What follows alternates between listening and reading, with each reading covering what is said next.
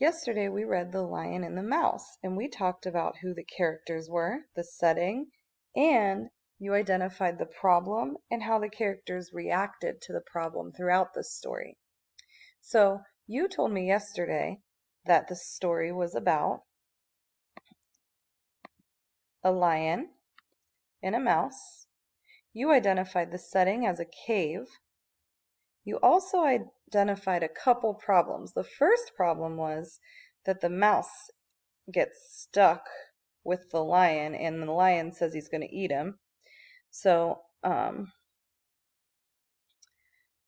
lion said, "You will make a good meal."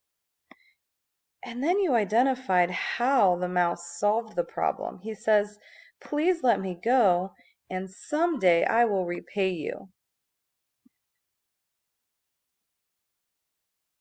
We're going to be talking about the lion's feelings about that at the beginning and at the end.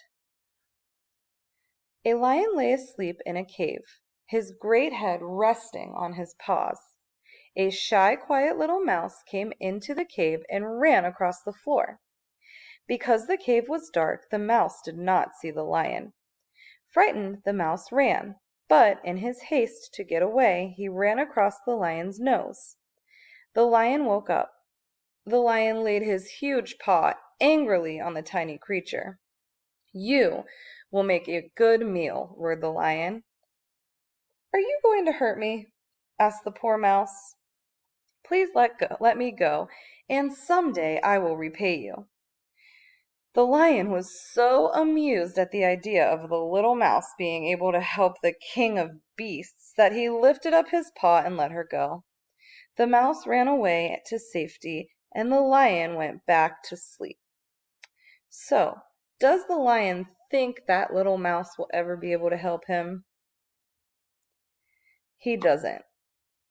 But we know that he's amused by it. He thinks it's very funny that the mouse thinks he can help him. He calls himself the king of beasts. How could that little mouse help the king of beasts? So he lets him go just to see if that mouse really could help, but he does not think that's true. So think of how the lion feels right now.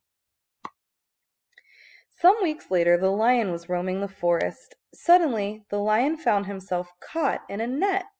He struggled to get free, but the more he wriggled around, the tighter the net twisted around him. Just then the little mouse happened to pass by, and seeing the lion's sad plight, he knew he could help him.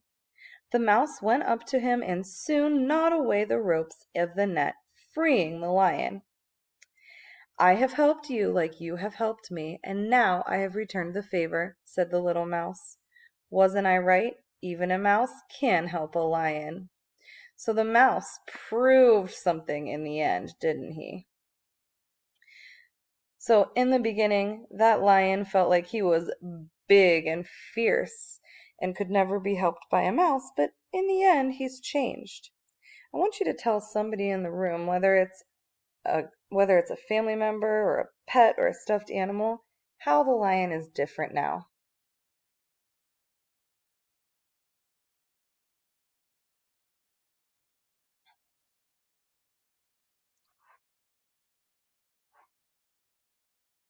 I want you to keep in mind what you just said because you are going to be writing about it in your assignment today.